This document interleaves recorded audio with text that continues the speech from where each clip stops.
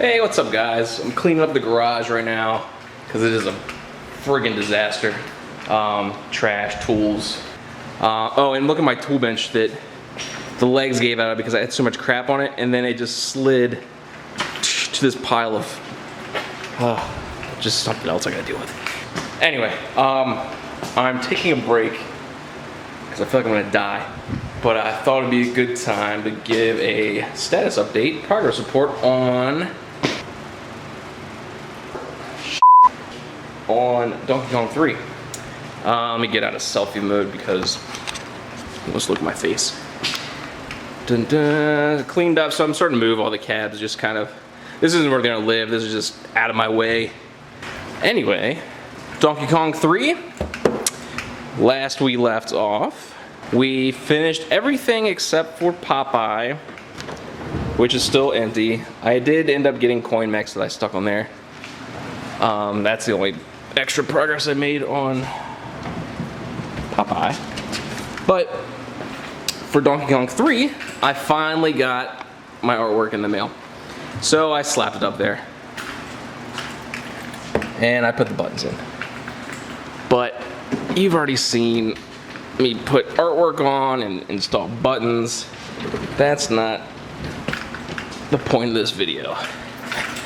The point of this video is to show you, ignore that trash,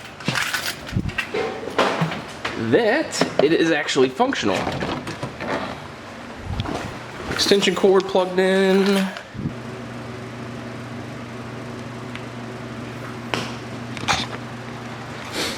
So I actually got this thing up and running.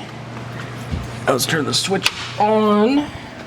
So if you remember the last video, the monitor was beyond blurry. There you go. Not blurry anymore. So I did an entire rebuild of the monitor. Cap kit, changed the flyback. It was still blurry as hell. Actually, ignore the other crap. What the issue was not any of those parts. It was actually this neck board here. This is actually the old neck board. Let me take it off. Can I get it off? So if you have any issues with trying to get your picture dialed in right with the, like it's just out of focus no matter what you do, chances are it is the flyback, but in this case I changed the flyback and it was not what was giving me the issue. So I traced the wires from the flyback to figure out, I was like, well, maybe there's something impeding it, whatever the hell it does, in line somewhere else. So I traced it back to the neck board, and it goes to, oh, you know what? It doesn't go here because it was bad. So what ended up happening was, draw full focus, there's actually a wire that leads from the flyback to this neck socket right here, which I have marked bad socket because this was actually the part that was failing me. And the wire went right inside here and it connects to something in there. I don't know. It actually, when I investigated it, it was so brittle it just snapped right off. And you can kind of see, let's see if I can get a better shot. There's actually a lot of oxidation.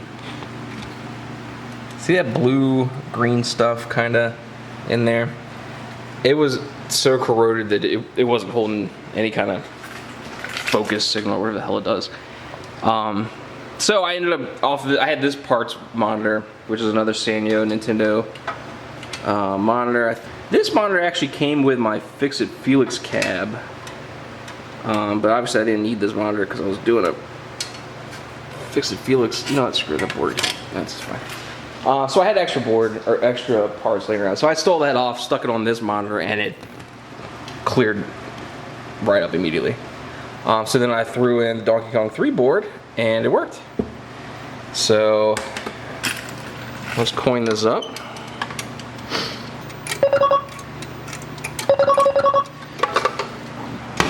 The switch of the coin mech's broken. So we got Donkey Kong 3 playing. And we're gonna get into some gameplay a little bit later. Everything works. Jumping around, let's just die. Kill me. There we go. But what I really want to show you was, if you remember, we had, oh, that speaker's right in my face. We had Crazy Kong. So hit this button here. Bam, Crazy Kong. Oh, I need to degauss this thing. So actually I have both games in here. I have Donkey Kong 3 and Crazy Kong board hooked up. And the way I did that was through a Jamma, multi-Jamma switcher. Which we're gonna take this back door off of. I can see what's, Jesus, hard doing one-handed with a camera. Alright, I'm gonna do my best to show this setup in here with a flashlight. So we have the Donkey Kong 3 board mounted to the left of the cab, and the Crazy Kong board mounted to the right. And then right in the middle, I have a Jamma switcher. And it looks like a lot of wires going everywhere. It's pretty straightforward if you could see this as a whole. So really all I did was I took the original power supply out and I threw a switcher I had laying around. This is just your standard switching power supply. And then I wired it up for Jamma, which the Jamma switcher works off of, obviously. And then from the Jamma switcher, I have two Jamma extension cables, which are these long.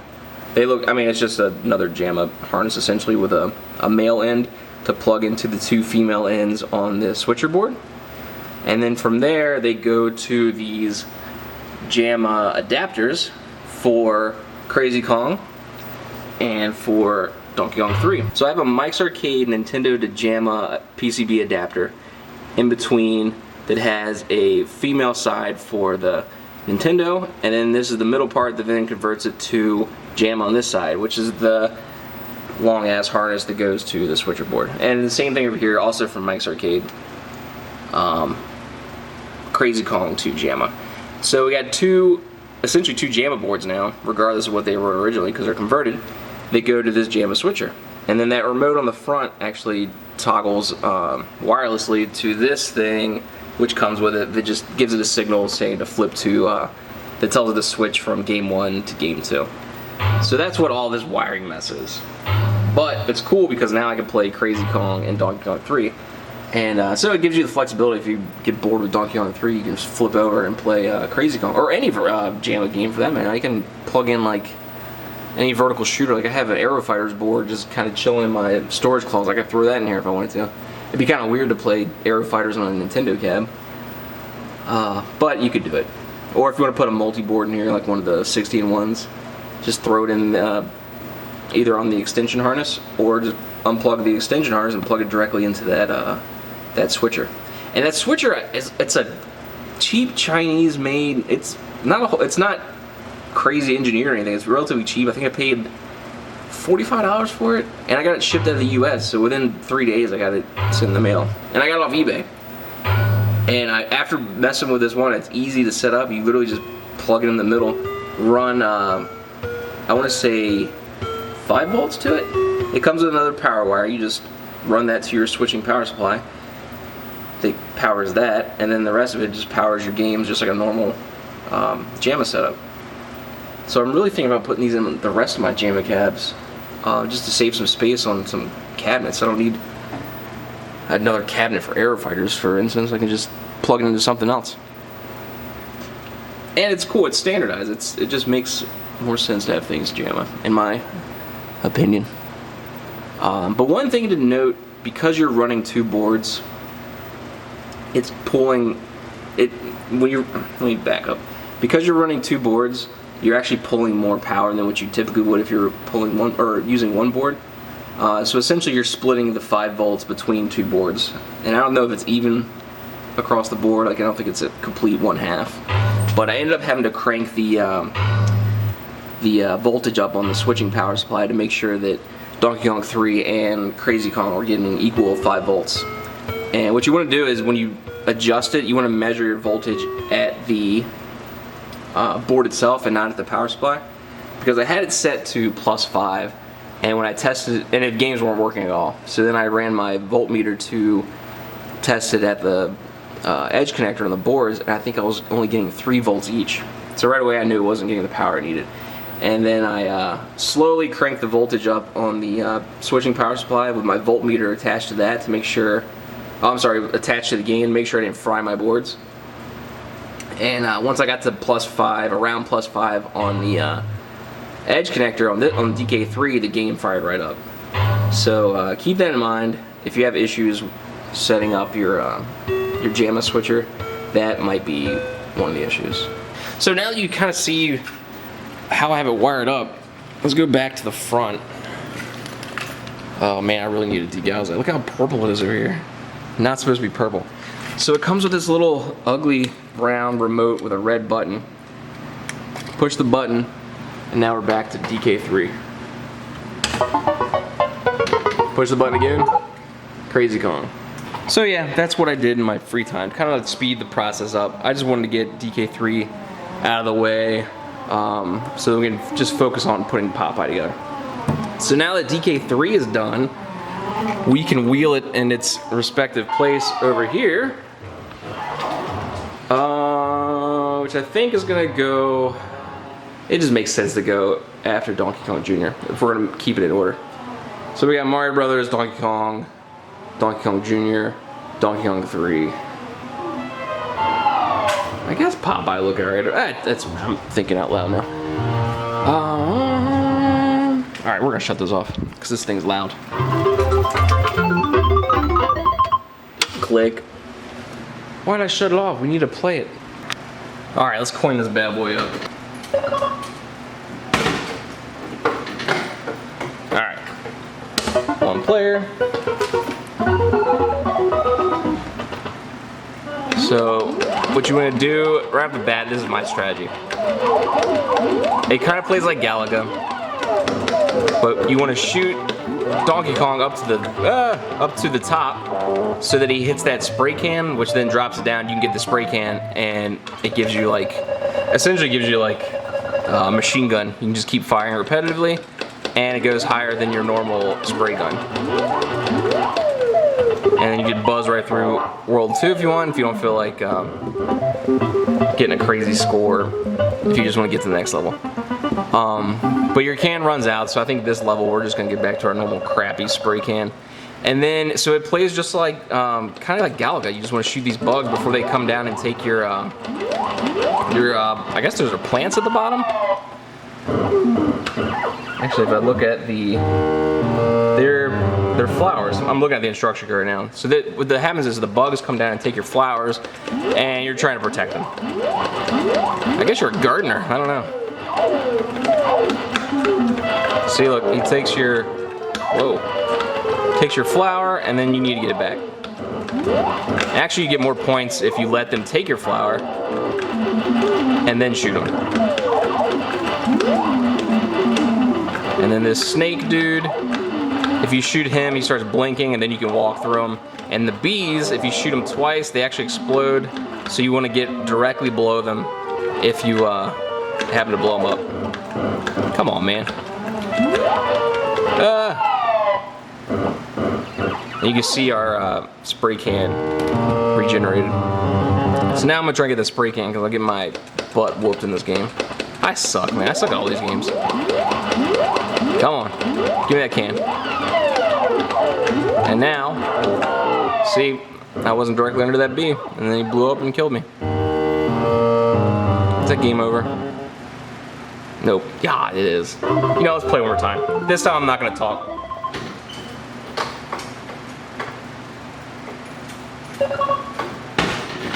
Alright. Yeah, my name is AAA, that's fine. Let's do this.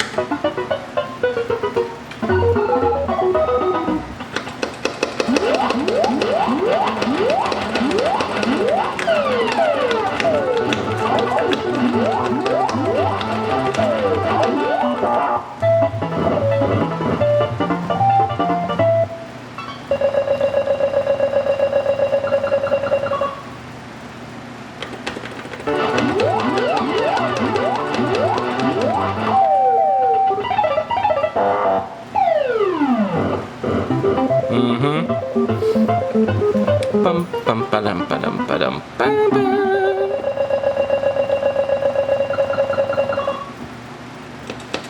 But I don't know. Come on.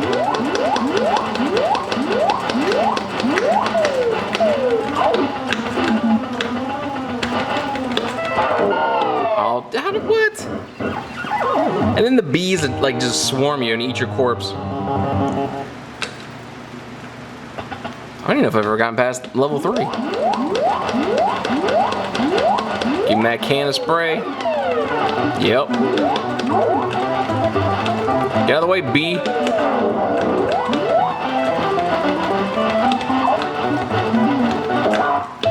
There we go. So yeah, you want to get, the whole point is to get DK up the ropes by shooting spray up his ass. Apparently monkeys don't like bug spray.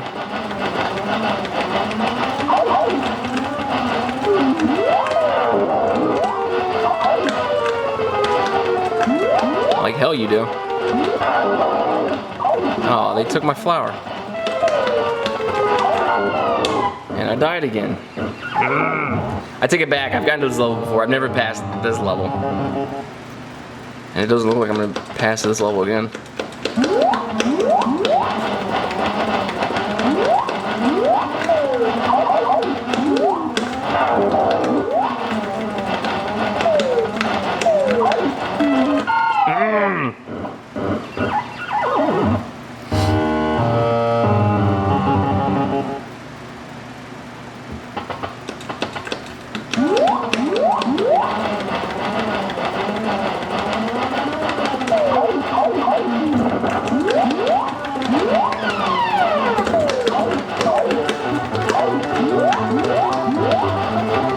Get some.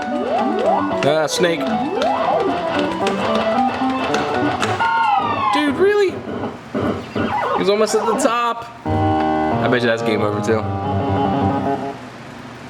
Yep. Boo! We almost got this level. I don't know, I need to practice more and then we'll actually do a gameplay. I'm gonna save my score as ass. Ass has the high score. So that's Donkey Kong 3. Alright, let's wheel this guy over and put him into his rightful place.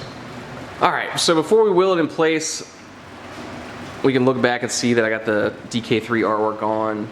The T-molding is the custom T-molding we trimmed last time. We didn't have to do anything in the control panel. New buttons, which are not Nintendo buttons. They're the cheaper, just standard arcade buttons, but they're like 75% cheaper. One thing I noticed, so I actually went to go put a bulb in this thing, and I put the bulb in, and I put the marquee back on, and there's no light shining through. I was like, what the hell's going on? And I thought the bulb burned out like as soon as I closed the door, or closed the marquee on. And then I was looking at the marquee, and then what actually happened was whoever, I don't know if this is how they actually came, but I'm thinking this, whoever had this before, ended up painting the back of this marquee with black spray paint, or it came black, so it actually, this marquee doesn't illuminate, which is kind of a bummer. It's going to be the only one in Nintendo Row right now that doesn't light up, but whatever. Coin doors painted, coin mechs painted, new locks and keys, and then I strapped the remote. It has an antenna too. I don't know what kind of range this thing's got. You know, let's see how far this remote goes. It looks like a detonator, like a James Bond movie or something. So let's see. I'm just curious. I'm about, what is that, like 10 feet away? And it changed.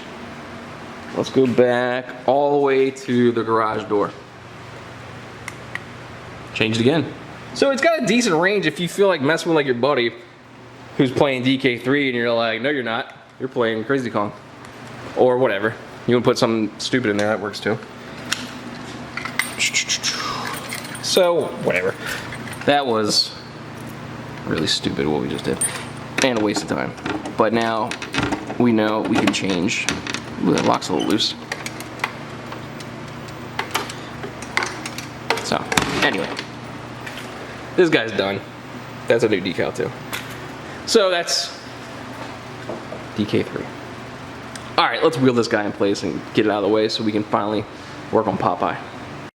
Alright, current completed lineup. We got Mario Brothers, Donkey Kong Jr., Donkey Kong 3 is in its place, Nintendo Versus, and Fix It Felix, which isn't technically a Nintendo game, but it's a Nintendo cab.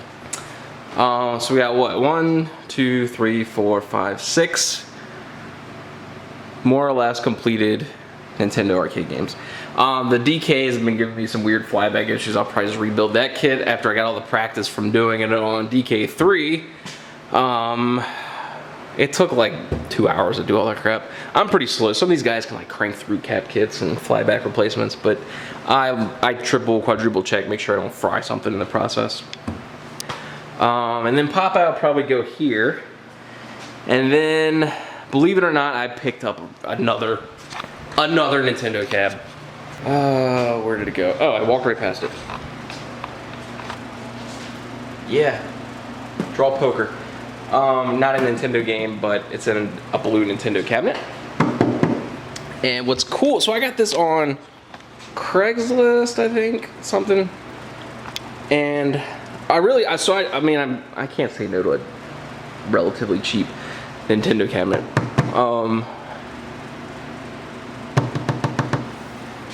It's in decent condition. It's got, like, we got some chip paint. But what caught my attention with this Nintendo cab over the other ones is if you look at the coin door, we're not actually missing a coin mech here. This is only a single coin mech coin door. And let me get my flashlight again. The lighting in here sucks. Why can't we see anything? So you see there's no hole there at all. And when you look inside the coin box, it only has one slot for one coin. So it was actually made like that on purpose. And that is actually a character trait of a newer, earlier run Nintendo cab. Most of the Japanese games actually came with a single coin slot too. So that's what actually got me excited to drive an hour and a half, 2 hours to pick this thing up. Because I don't give a crap about Draw Poker. I mean, so the game works. I'll plug it in. It sucks. It's poker. Who cares about poker, right? You're not winning any money. I mean, I guess you could bet on it. And then pay yourself out, or your friend, or whoever takes you up on that bet. Marquee Light works. It's got a Nintendo light. I don't know if it's got a Nintendo power supply. I can't see it back there. You bet. That awful noise. So I got a King Jack 8-7 Queen. I'm gonna keep, and then so all these are like 5 buttons here, A B C D E, which you can't see again because the lighting sucks. There, that's better. A B C D E corresponds to each card on the screen. So we're gonna keep the first 2. I don't even know why I'm showing you this part. This is stupid. We're gonna hold those and then tell to deal the next 2. And that ugly sound means we lost. It must have some kind of battery or RAM because I see it's got credit. You can't see because of the stupid refresh rate. It's credit 78. Somebody put 78 credits in this thing. I don't think there's a free play. I don't know anything about this board. It doesn't matter. Let's bet. So it's monitor works. You can't really see because of all the refresh, but it works. The control panel is okay condition. It's not it looks like they cut the original out to fit these stupid buttons on. It's got a different 25-cent sticker, which I think it looks like it's covering up an older one. I don't know. So anyway, it's a blue Nintendo cab with a crappy game in it. But so early run Japanese game, we're assuming, right? So I started doing more poking around the cabinet, and the badge is still left on. And if you zoom in on the badge, oh, here we go. So here's your AC voltage, Nintendo company, limited, made in Japan, which I think they all say that regardless if they're made in the US or not. Anyway, so this model number here corresponds to the actual game. So what does Popeye have on it? Oh, doesn't have a friggin'. All right, what does the Nintendo Versus cab have on it? Oh yeah, I got this cab too. This one says TKG4UP, which I believe corresponds to Donkey Kong 4-board set. I think. I don't know. Somebody's gonna correct me in the comments because that's what people do on YouTube. Anyway, so each one has a different name corresponding to what game it is. But this one says SDMUP, which I don't know what the hell that meant. I was like, maybe that's Super Mario something, whatever, D, I don't know. So then I started Googling and poking around. I couldn't find a whole lot of information, but I found a forum on a very rare game called Space Demon, which I think they brought it over to the US, but it was mostly a Japanese Nintendo game. There's only one complete Space Demon cab in the US, and a guy found it a few years ago, and there's pictures online. It looks pretty cool. The gameplay is a lot like Space Firebird, which is another earlier Nintendo game that was licensed by somebody else I can't think of. But yeah, so this was a Space Demon cab that some asshole converted to draw poker. So it could have been a really cool, nice, rare game, but I got a poker game. So, but it's still kind of cool that it is that early of a Nintendo cab.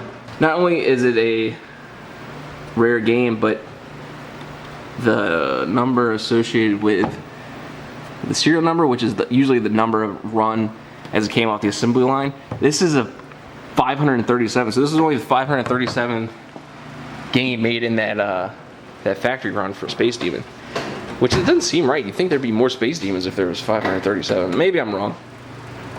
So anyway, it's an early run, limited run, early whatever.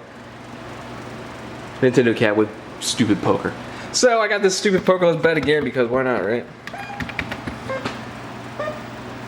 I don't know what I'm doing with this cab. I'd like to convert it back to a Space Demon. But the thing is, there's no PCBs, there's no parts for it. Like the artwork, there's no reproduction artwork. I have to like make my own, which isn't a problem. I actually used to do graphic design back in the day. I could take time to draw it up. But it's gonna be a lot of work. And so it's in MAME, but even the MAME version of Space Demon is not accurate to the original. I think they used the same system files as Space Firebird, so some of the sounds are off, and the background's blue when it should be black, stuff like that. Like it's just not a original, whatever. It's not a good emulated form of the original board. So I'm really damned with this one. Like I can't find original parts, I can't even find reproduction parts, and I can't find emulated games for the Space Demon game. So that being said, I don't know what I'm going to do with this cab. Maybe I'll put MAME in and just play the crappy MAME version of the game. I don't know. So there's no side art. Even the completed one they found, they couldn't find side art for the game. So it may or may not have had side art originally. There's like so little information. But we have a good shot of the marquee. And what the bezel used to look like was, if you've ever seen radar scope, it's the exact same thing. Actually, the control panel and the bezel are just radar scope, but with different colors. I think it's purple for Space Demon. And it was a blue cab, so we'll see what's going on with this. It's another Nintendo project. I don't think it's going to be as in-depth as this one because, well, if I find Space Demon parts, maybe we'll do a Space Demon video. Very unlikely. And then I think I showed you guys this one. This I got from my buddy Aaron, which still has a mouse house, rat home that I need to clean out. This was, I think, a Donkey Kong 4-board set. They converted to a Nintendo Versus at one point, and then this counter here they converted to a Play Choice one monitor. Wouldn't mind having a Play Choice. So that's that. That's the new Nintendo pickups. All right, guys. Till next time. I will see you later.